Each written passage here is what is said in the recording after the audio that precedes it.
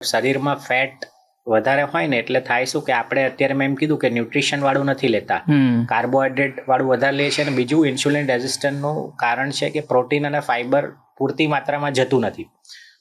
જો પ્રોટીન અને ફાઈબરની માત્રા વધારીશું આપણે તો 3 થી 6 મહિનામાં ક્રેવિંગ ઓછું થઈ જશે. કેમ? કારણ કે પ્રોટીન ફાઈબર પેટમાં લાંબા ટાઈમ સુધી પડ્યું રહે અને આપણને જલ્દી ભૂખ નહીં લાગવાની. કાર્બોહાઈડ્રેટ શું હોય, આપણે જે રોટલી ભાખરી ભાત બટેકા જે બધું ખાતા હોઈએ, સુગરને એકદમ સ્પાઇક કરે અને પછી તરત ધડામ દઈને ક્રેશ કરે સુગરને. એટલે 4 વાગ્યા સુધી તો એમ થાય કે હવે તો આપણે ચા પીવી જ પડશે. That is the reason. Protein fibre વધારવાનું. અને બીજું કે આપણે જો ખાલી પેલું કેલરી વાળું વધારે લઈશું ને તો આ જે શરીરની કોશિકાઓ બહુ સ્માર્ટ હોય એ કે ભાઈ ઓરિજિનલમાં લાવવા દે ન્યુટ્રિશન વાળો. અત્યાર સુધી તો તે કેલરી વાળું જ આપ્યું છે એટલે દર 2-2 કલાકે ભૂખ લાગ્યા કરે અને ક્રેવિંગ થાય. રાઈટ. તો ન્યુટ્રિશન વાળું જો ખાવાનું ચાલુ કરીશું, પ્રોટીન ફાઈબરની માત્રા વધારીશું તો ટાઈમ લાગશે. 3 થી 6 મહિના થાય. એવું નથી ચાલુ કર્યું તો મહિનામાં આપણને ક્રેવિંગ બંધ થઈ જાય.